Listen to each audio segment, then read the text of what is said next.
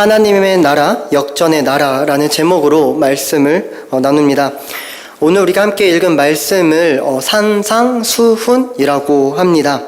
1절과 2절의 말씀에 보시면은 예수께서 무리를 보시고 산에 올라가 앉으시니 제자들이 나와 온지라 입을 열어 가르쳐 이르시되, 이 산상수훈을 한문을 이렇게 풀이를 하면 이런 뜻입니다. 산은 매산자죠. 그리고 상은 윗상자입니다.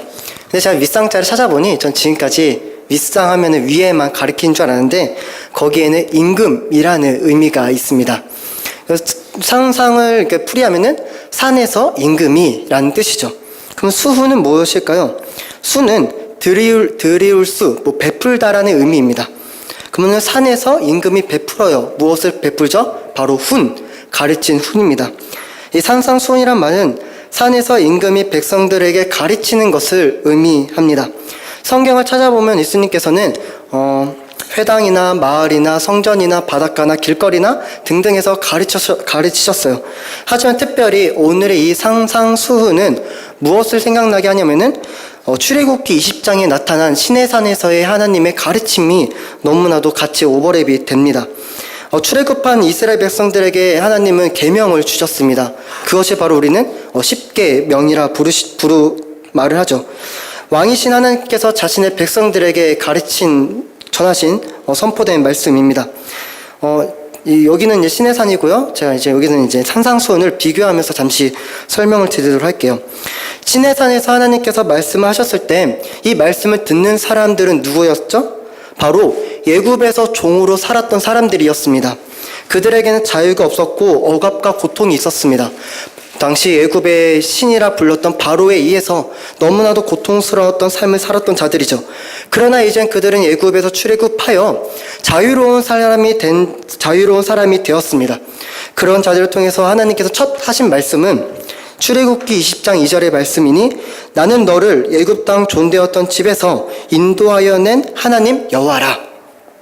내가 너희를 구원할 수 있는 난 너희의 하나님이야, 너희의 왕이야 라고 시내산에서는 말씀하셨죠. 그렇다면 이 산상수훈에서는 이 말씀을 듣고 있는 사람들은 누구일까요? 5장 1절의 말씀에 보면은 무리를 보시고 산에 올라가. 이 말씀을 듣고 있는 대상은 무리들입니다. 이 무리들에 대해서 성경 좀 더 자세하게 말해주고 있어요. 그것이 4장 23절부터 25절의 말씀입니다. 24절에 예수께서 병과 모든 약한 것을 고치시니 그의 소문이 온 수리아에 퍼진지라. 사람들이 모든 앓는 자, 곧 각종 병에 걸려서 고통당하는 자, 귀신 들린 자, 간질하는 자, 중풍병자를 데려오니 그들을 고치더라. 수리아라는 지역에서 예수님은 병든 모든 사람이 왔을 때 다 고치셨어요. 그러자 25절에 갈릴리와 데가볼리아와 예루살렘과 유대와 요단강 건너편에 수많은 무리가 따르니라. 그러니까 예수님의 5장 1절에 무리들이 따라온 무리들은 누구냐? 이스라엘 전 영역에서 병든 자들이 몰려온 사람들입니다.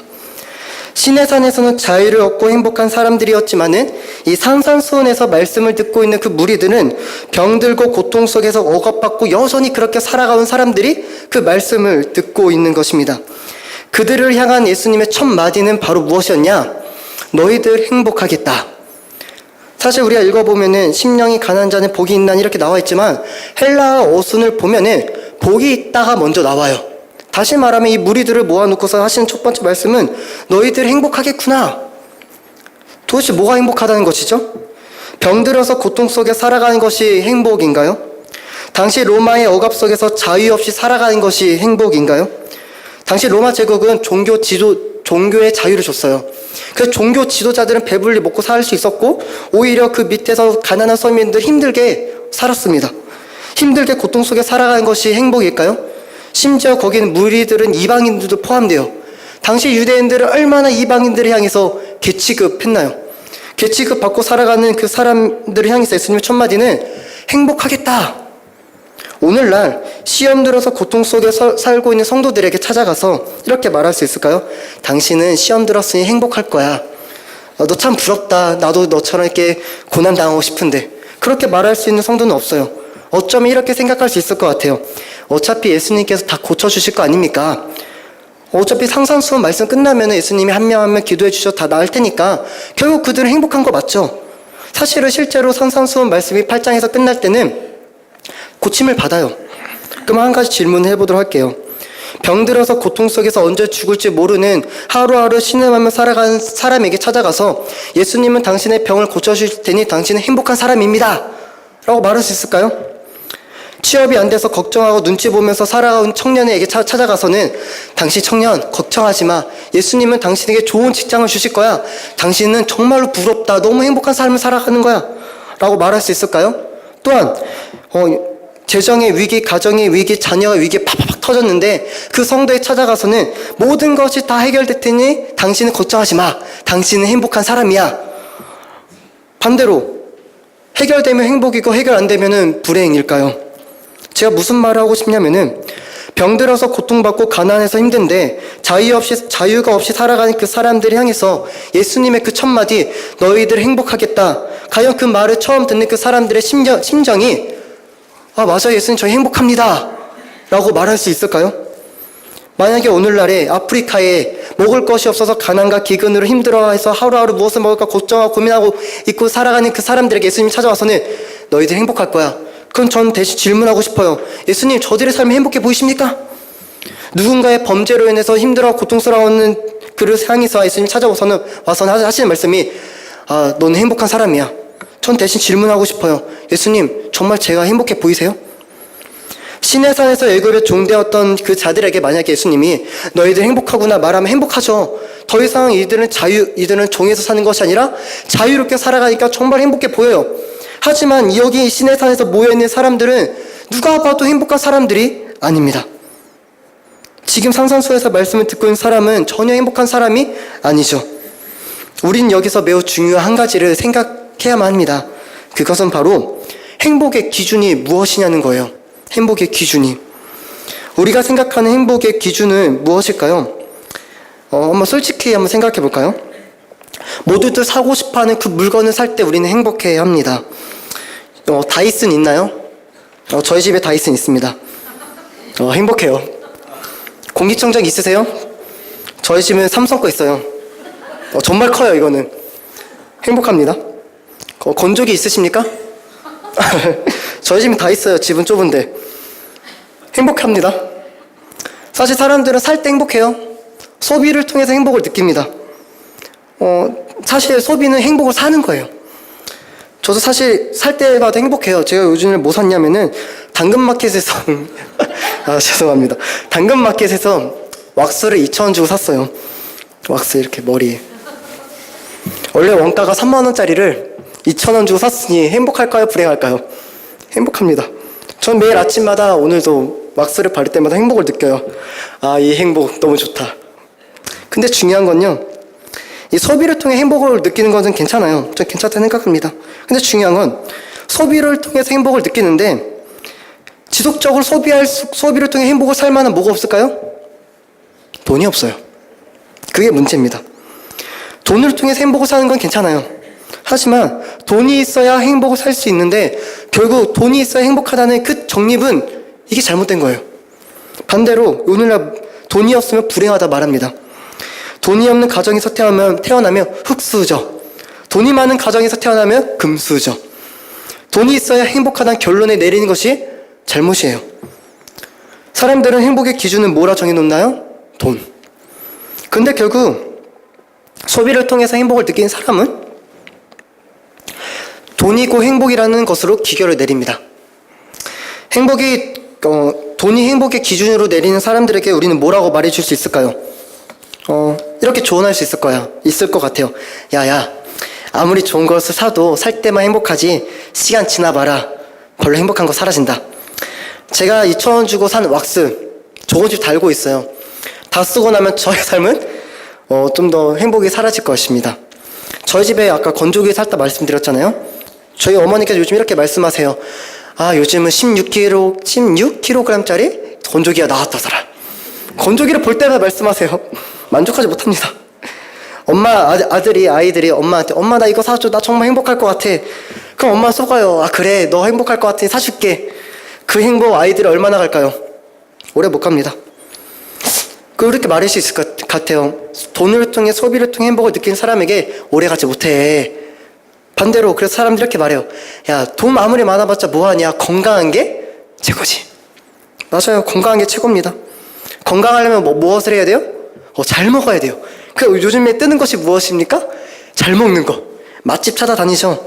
요즘에 얼마나 그 음식 프로그램 재밌는 거 많이 하잖아요. 다 노릇노릇 익은 삼겹살에 바싹 구운 마늘 하나 올려놓고 새콤한 김치에 명이나물 싹 싸서 사람들이 이거 보면서 막 행복하겠다. 좋죠. 행복합니다. 저희 사역자실에 무엇이 있냐면은 코스트코에서 파는 새우볶음밥 먹어보셨어요? 제가 처음 먹었을 때 이건 신세계였습니다. 저는 이때 처음 먹고 이렇게 결심했어요. 우리 교회 이 사역자실에 이 냉동 새우볶음밥이 계속 있다라면 난 이 교회 충성을 다하겠노라. 저 충성을 결심했어요. 스스로 말씀드리지 않았지만 너무 행복했거든요. 그런데요, 제가 저번 주 수요일 아침에 새벽 예배 끝나고 새우볶음밥을 먹었어요. 행복하니까.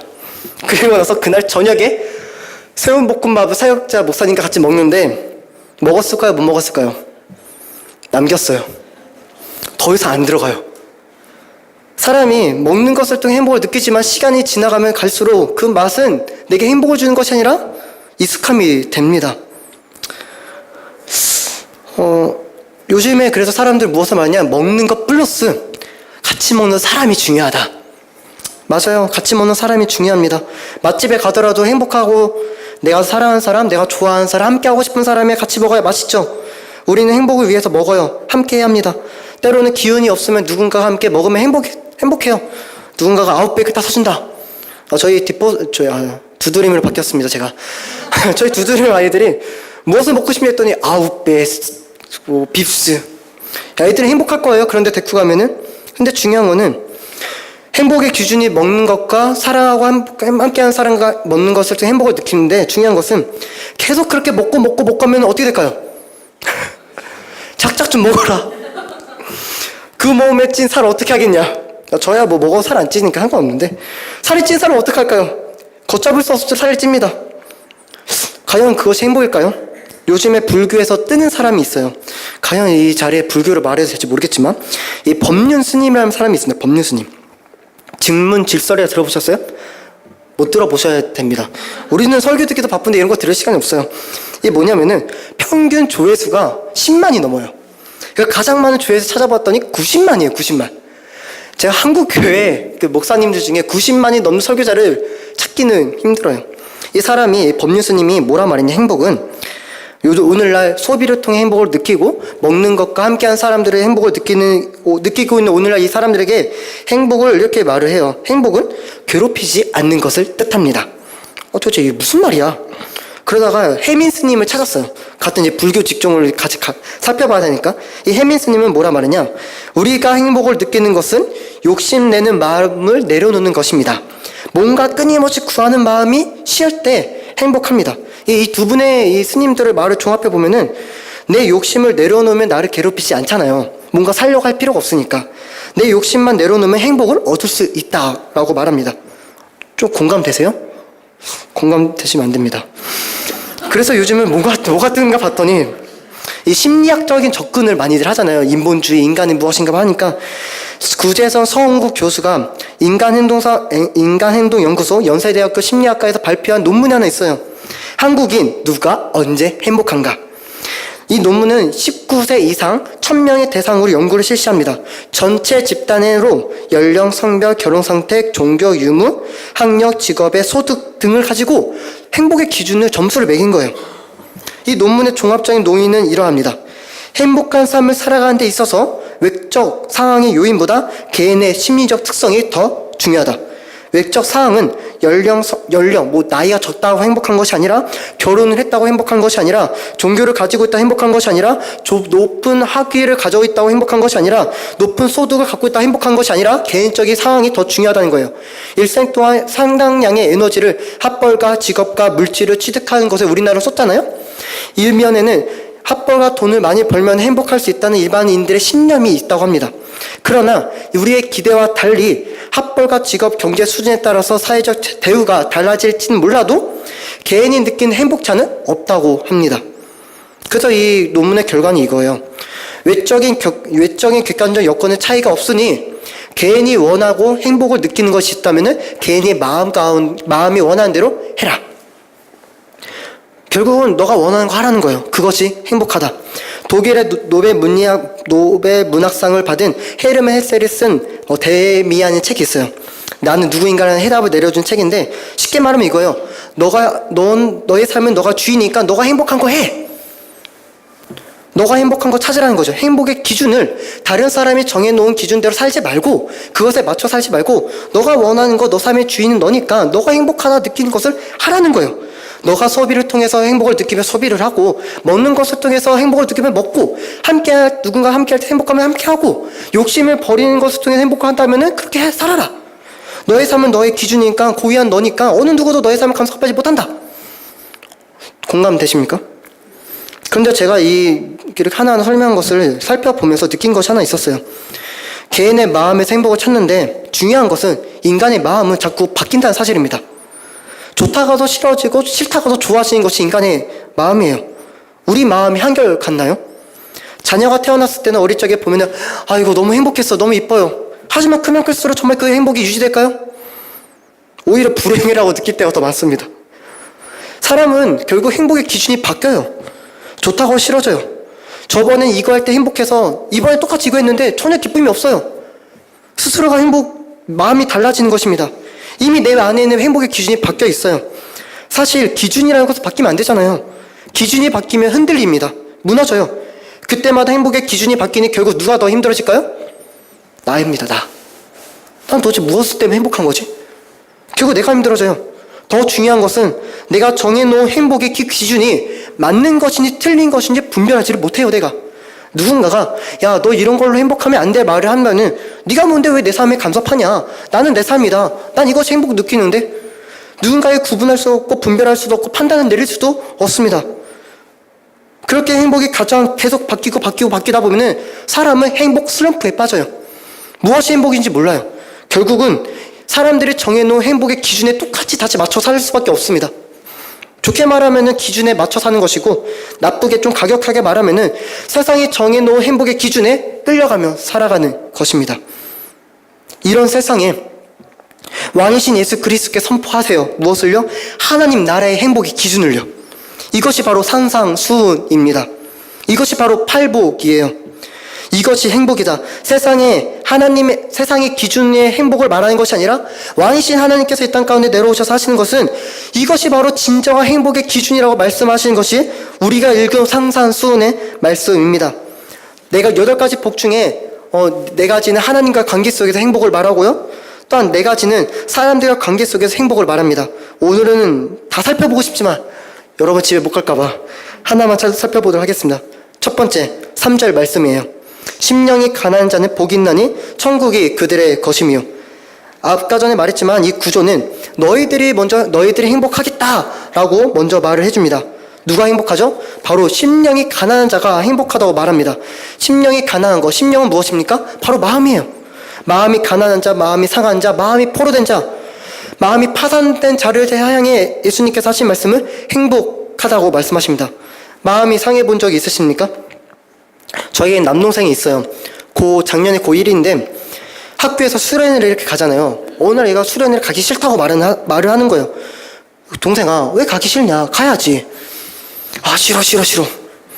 좋은 옷을 사줄게. 비싼 옷 사줄게. 싫다는 거예요. 결국은 왜 싫은가 알고 봤더니 같은 반 친구가 괴롭히는 거예요. 이 친구가 한 번 괴롭히더니 만만하니까 점점 더 괴롭힘이 심해진 거예요. 근데 심지어 같은 조가 된 거예요, 수련회. 그니 이 동생이 당연히 싫다고 말하는 것은 당연합니다. 사람은 이 마음에 두려움이 생기면은 행동하지 못해요. 두려움의 포로가 됩니다. 내가 두려워하는 존재와 같이 있는 것조차도 난 너무 괴로워하죠. 무서워서 피하고 싶을 때가 많습니다. 도망치고 싶을 때 많아요. 하지만 피한다고 해결되지 않아요. 도망친다고 해결되지 않습니다. 오히려 그것은 내 안에 트라우마처럼 잠겨서 다른 사람임에도 불구하고 똑같은 상황이 조금이라도 발생하면은 난 또한 두려움 때문에 벌벌벌 떱니다. 이런 사람에게 스스로가 행복을 만든다면 만들어질까요? 이미 내 마음은 다 병들었는데, 이미 내 마음은 두려움 가운데 가득 차 있는데 스스로 행복을 만든다면은 오류입니다. 세상은 그들을 향해서 이렇게 말을 해요. 실패자다, 인생 망했다, 낙오자다, 희망이 없다. 세상은 그들을 향해 손가락질합니다. 불쌍하네, 난 너처럼 되지 않아서 행복하다. 오늘 학생들이 이렇게 말을 하죠. 그러나 우리 예수님께서는 마음이 상한 자들을 향해서 이렇게 말씀하십니다. 너희는 복이 있어. 너희는 행복해. 왜 그럴까요? 그 마음이 연약해져서 어떻게 해야 할지 모를 때 왕이신 예수님께서 함께 하시기 때문입니다. 그것이 우리 가운데 은혜예요. 제가 이사야 61장 1절부터 3절의 말씀을 읽어드리도록 할게요. 좀 긴데 이사야 61장 1절부터 3절인데 한번 같이 제가 말씀 읽어드리는 거 잘 들었으면 좋겠습니다. 주 여호와여, 영이 내게 내리셨으니 이는 여호와께서 내게 기름을 부으사 가난한 자에게 아름다운 소식을 전하게 하려 하심이라. 나를 보내사 마음이 상한 자를 고치며 포로된 자에게 자유를, 갇힌 자에게 노임을 선포하며 여호와의 은혜 해와 우리 하나님의 보복의 날을 선포하여 모든 슬픈 자를 위로하되 무릇 시온에서 슬퍼하는 자에게 환관을 주어 그 죄를 대신하여 기쁨의 기름으로, 그 슬픔을 대신하여 찬송의 옷으로, 그 근심을 대신하시고 그들의 의의 나무 곧 여호와께서 심으신 그 영광을 나타낼 자라 일컬음을 받게 하려 하심이라. 포로된 자에게 자유를 주시고 묶인 것을 자유케 하신 것은 예수 그리스도. 그분이 나타나셔서 하시는 말씀은 내가 너희들의 모든 포로되고 잠겨있던 모든 마음에 꽁꽁꽁 묶여있는 것들을 내가 회복하게 해주겠다. 마음이 파산된 우리들의 마음을 회생시키시고 다시금 일으키시는 분은 바로 예수 그리스도이십니다. 2000년 전에 병으로 인해, 가난으로 인해, 죄로 인해, 로마의 악재로 인해, 종교 지도자들의 부패로 인해 마음이 상할 대로 상한 그들을 향해서 예수님은 너희들은 복이 있다. 너희들은 상한 마음은 복이 있다. 왜냐하면 그런 너희를 위해 왕인 내가 왔기 때문이라고 말씀하시는 거예요. 그런 마음 가지고 내게 가까이 오라고 하십니다. 왕인 내가 왔으니 나와 오라고 하시는 거죠. 그들의 그 마음을 끌고 나올 때 어떤 일이 일어납니까? 예수 그리스도께 나아간 자마다 주어지는 것이 있으니 그것이 바로 천국이 그들의 것임이요. 아멘. 세상에 정해놓은 기준, 행복의 기준을 따라서 돈 많이 벌고 많은 것 가지고 내가 하고 싶은 거 다 하고 행복 기준 따라서 행복하게 살다가 결국 죽음 앞에 섰을 때 어떻게 될까요? 과연 그 행복의 기준이 나를 계속 행복하게 만들 수 있을까요? 그렇게 추구한 행복이 과연 죽음 앞에서조차도 나를 웃게 만들 수 있을까요? 소비할 때 행복해서 많은 거 사서 모았는데 죽음 앞에서 아무것도 가질 수가 없습니다. 돈이 나를 행복하게 웃게 해줬는데 결국 그 돈이 죽음을 살 수가 없습니다. 죽음 앞에서 다 사라져요. 또한 죽음 위에 기다리고 있는 하나님의 그 심판대 앞에서는 오히려 기다리고 있는 것은 불행이고 영원한 벌이고 고통입니다. 그러나 세상의 기준이 아닌 내가 만들어온 행복의 기준으로 살지 아니하고 하나님의 행복의 기준대로 살아가는 자들에게 기다리고 있는 것은 영원한 행복입니다. 죽음 이후에도 행복이고 그 심판에, 하나님의 심판에서도 행복할 수 있고 평안할 수 있습니다. 그래서 하나님의 나라는 역전의 나라예요. 시편 73편에 시인은 이렇게 고백합니다. 악인들이 너무나도 잘 먹고 잘 사는 거예요. 심지어 죽을 때조차도 행복한 거예요. 평안한 거죠. 악인의 형통을 보고 시편 기자는 너무나도 힘들어합니다. 그때 성소에 들어가요. 그때 깨닫게 됩니다. 주께서 참으로 그들을 미끄러운 곳에 두시며 파멸에 던지시니 그들이 어찌하여 그리 갑자기 황폐되었는가. 놀랄 정도로 그들은 전멸하여 나이다. 결국 그 시인은 28절에 이렇게 고백합니다. 하나님께 가까이함이 내게 복이라. 오늘 사모님이 기도하신 그 제목이죠. 하나님께 가까이함이 내게 복이라. 모든 것이 역전된 것이 하나님의 나라입니다. 이 땅에서 하하호호 행복하다 즐겁다 그렇게 말하는 자들은 결국 하나님 나라 앞에서는 슬피 울며 이를 가게 됩니다. 오직 더욱이 예수님은 난 너희를 모른다 외면하십니다. 그러나 하나님 나라의 백성은 이 땅에서도 하나님께서 함께 하시기에 복이고 죽어서도 웃을 수 있습니다. 세상의 기준으로 보기에는 예수 앞에 모인 이 사람들은 너무나도 불쌍하고 가난하고 세상에서 버림받은 자들입니다. 하지만 하나님 나라 안에 들어왔을 때 그들은 누구보다 더욱더 행복한 사람들입니다. 세상이 정해놓은 행복의 기준에 내 삶이 못 미쳐서 나에겐 돈도 없고 여유도 없고 내 이야기 들어줄 사람 한 명 없어서 내 인생이 불쌍하다고 여겨지십니까? 그런 답답한 마음 가지고 우리 예수님께 나아가기를 간절히 소망합니다. 그분이 우리의 행복의 기준이 되십니다.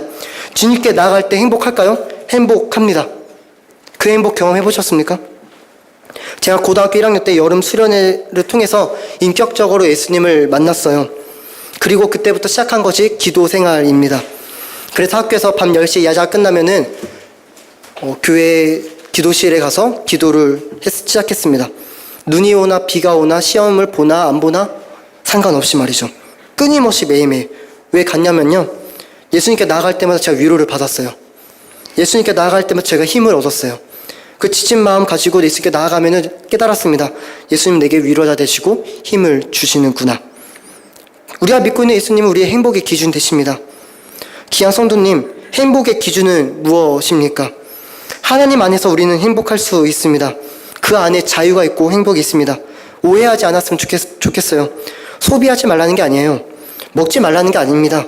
주님 안에서 행복해야 우리가 다른 것을 통해서도 행복할 수 있습니다. 빌립보서 4장 13절, 우리가 잘 아는 말씀이죠. 내게 능력 주신 자 안에서 내가 모든 것을 할 수 있느니라. 사실 그 앞 구절을 제가 읽어드리도록 할게요. 나는 바울이죠. 바울은 이렇게 고백합니다. 나는 비천에 처할 줄도 알고 풍부에 처할 줄도 알아. 모든 일, 곧 배부름과 배고픔과 풍부와 궁핍에도 처할 줄 아는 일체의 비결을 배우노라. 바울은 어떠한 상황 속에서도 환경 속에서도 자족하는 것을 배웠습니다. 주님 안에서 행복해야 내가 처해 있는 그 모든 환경과 상황 속에서 행복할 수 있습니다. 경부고속도로 타고 가다 보면은 우리들 교회가 보여요. 우리들 교회 현수막에 이렇게 써져 있습니다.